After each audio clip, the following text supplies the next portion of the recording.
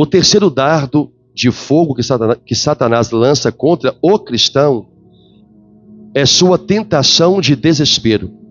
Mas o que é desespero?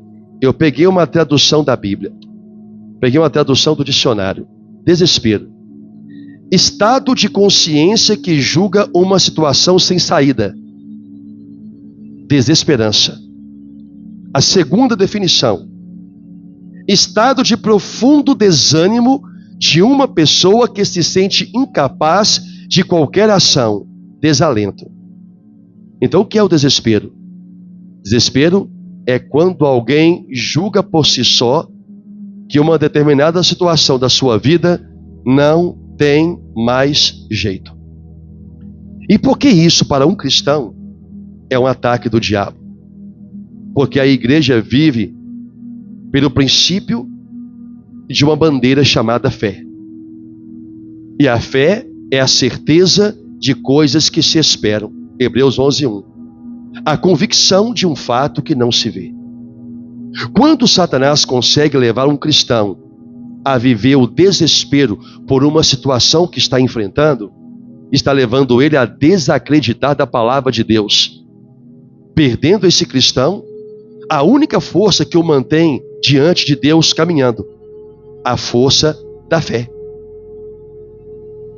É a fé. Se você permitir que o desespero entre no seu coração por qualquer situação da sua vida, você está dando uma mensagem para Deus de que nem Ele pode resolver o que está acontecendo. Isso é uma ofensa contra Deus. E isto nada mais é do que um naufrágio da fé. E Paulo escreveu sobre isso, que há alguns que estão naufragando na fé, afundando na fé, por causa de um dardo que a pessoa acha que é só uma condição pessoal dela. Porque veja a história do cristianismo e a história dos profetas. Muitos sentiram medo. Medo não é desespero. Medo é uma condição de impotência diante de uma situação que possa lhe causar dano ou prejuízo, ou dor. Muitos profetas, Elias, por exemplo, teve medo de Jezabel, ele fugiu. Estava numa caverna. Mas ele acreditava em quem? Em Deus. Ele não estava desesperado com a situação, ele estava com medo. Mas ele sabia que Deus poderia intervir. Então Deus foi até ele, o fortaleceu. Aonde que esse homem foi parar? Lá no meio dos profetas, combatendo eles. Certo ou errado? Lá estava o profeta do Senhor, combatendo. Porque ele nunca deixou de ter fé em Deus. Agora, quando o cristão começa a enfrentar a situação e ele fala, não tem jeito, ele está renegando o poder de Deus na sua vida. O poder de Deus é a palavra. Olha Paulo. Qual desespero você consegue ver na vida de Paulo? Nenhum. Mas você vê situações de medo de Paulo, que até o próprio Deus teve que chegar até ele. Olha, coragem, Paulo. Você também tem que ser minha testemunha. Aí, a minha graça te basta. Paulo não estava desesperado, estava com medo. Quando um cristão entra em desespero por uma situação, ele está dizendo que Deus não está presente na sua vida. E não veja isso como uma situação normal, porque isso é um dardo que Satanás lança como último ataque de sofisma. Fazer este cristão renegar a fé em Jesus Cristo. É o desespero. Quando cristãos foram lançados na cova dos leões pelo Império Romano, havia medo. Em alguns, com certeza, havia desespero. Mas em outros, havia medo. Mas havia esperança. Porque o desespero tira a esperança de que algo bom possa acontecer. E a palavra diz que nós vivemos uma viva esperança. Não é uma esperança que se morre. Tanto que o mundo tem um lema: a esperança é a última que morre. Não, a esperança nunca morre. A palavra diz que haverá a fé, esperança e o amor no final. Eu não vejo a Bíblia falando que a esperança morre. Eu não vejo a Bíblia falando que a fé vai morrer ou que o amor vai morrer. Só fala que o amor é o mais importante. Mas vai ficar a fé, a esperança e o amor. Mas tanto a fé, quanto a esperança, quanto o amor podem morrer no coração de um cristão. E uma das coisas que vai levar a isto é o desespero por uma situação em que este cristão não pode resolver. Mas se ele tiver fé, o que ele vai fazer? Orar a Deus. Orar. Essa palavrinha pequena, mas que parece ser um bicho papão aterrorizante na vida de muito crente. Orar. Você disse orar? É, orar. Você disse falar com Deus? Disse falar com Deus. Você disse culto de oração? Disse culto de oração. Parece que você está colocando um inimigo diante de muito crente. Porque a oração vence o desespero. A oração alimenta a fé. A oração faz ficar viva a esperança que já é viva e não permite que ela morra dentro de você. É a oração. Porque o homem que não ora, não acredita. É simples assim. O homem que não ora, não acredita. Eu espero um dia, um culto como esse, ser um culto normal, em uma quarta-feira de oração. Mas ainda estamos longe disto. Longe disto. Mas longe disto. E assim também é o retrato de muitas congregações.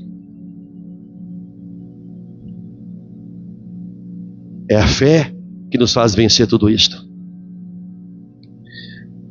Eu vou ler o que o William Gurnall escreveu. Está escrito assim: este maldito demônio pensa que não pode se vingar mais de Deus, nem gravar sua própria imagem mais profundamente na criatura, do que por este pecado. Que pecado? O pecado do desespero. Que imediatamente lança o maior desprezo sobre Deus e traz a criatura mais próxima da pele de demônios e almas condenadas, que, por deitarem continuamente debaixo da ira de Deus, na zona horrível do inferno, estão totalmente enegrecidos pelo desespero. Você sabe onde há desespero? No inferno. Sabe por que há desespero no inferno? Porque, como a própria palavra diz, não há como resolver este problema. Não há como tirar essas pessoas daquele sofrimento. No inferno há desespero. Neste exato momento, pessoas desconhecidas de você e pessoas um dia amadas por você estão em desespero no inferno. Por quê? Porque negaram a palavra de Deus, rejeitaram o poder de Deus. Romanos 1,16, Paulo escreveu: eu não me envergonho do Evangelho, porque o Evangelho é o poder de Deus para salvar aquele que crê. E todos aqueles que rejeitaram a palavra do Senhor, a Bíblia diz, eles foram lançados para dentro do inferno e posteriormente no lago de fogo. Eles estão em desespero. Então, quando um cristão vivo, que acredita em Deus, que é doutrinado na palavra do Senhor, no momento mais difícil da vida, e todos nós passamos por aflições, já disse que o Senhor falou isto. Todos nós passamos por momentos turbulentos da vida, em que achamos que, o próprio Paulo disse, parece que Deus nos deixou o último lugar, nós somos desprezados, somos escória do mundo. Olha o quanto os apóstolos, verdadeiros e únicos apóstolos, sofreram pelo Evangelho, e nenhum deles há uma conotação de que ficaram desesperados. Ao contrário, quando é para haver desespero, você lê em Paulo dizendo: pelo que sinto prazer nos açoites, nas prisões, nas pedradas. O homem estava feliz da vida por estar sofrendo por Cristo. Hoje a pessoa passa por um problema financeiro, desespero. Problema na família, desespero. Problema com o filho, desespero. Com o casamento, desespero. No ministério, desespero. Dizendo o quê? Não há ninguém que possa resolver isso para mim. Isso é uma afronta, isso é uma ofensa profunda de desprezo contra Deus, de desprezo a Deus. E quem é que lança essa seta maligna na mente do cristão? O diabo. Porque com a tentação, ele não consegue fazer você pecar. Ele não consegue te atrair, porque você está fortalecido no Senhor e na força do seu poder. Você está se enchendo do Espírito Santo e o Espírito Santo ganhou força dentro de você. Por isso você resiste ao pecado. Mas quando vem dardo na mente, para fazer você desacreditar da palavra, ateu. Quando vem dardo na mente, para fazer você questionar a palavra, blasfêmia. Quando vem dardo na mente, para fazer você entrar em estado de desespero por um problema que chegou na sua vida. Eu não quero que chegue problema na minha vida, mas eu sei que eles podem chegar. É nesta hora que tudo que Deus me ensinou, se eu guardei, se eu me revesti da armadura, Paulo diz, então você vai poder ficar firme contra essas astuta habilidade, cilada do diabo.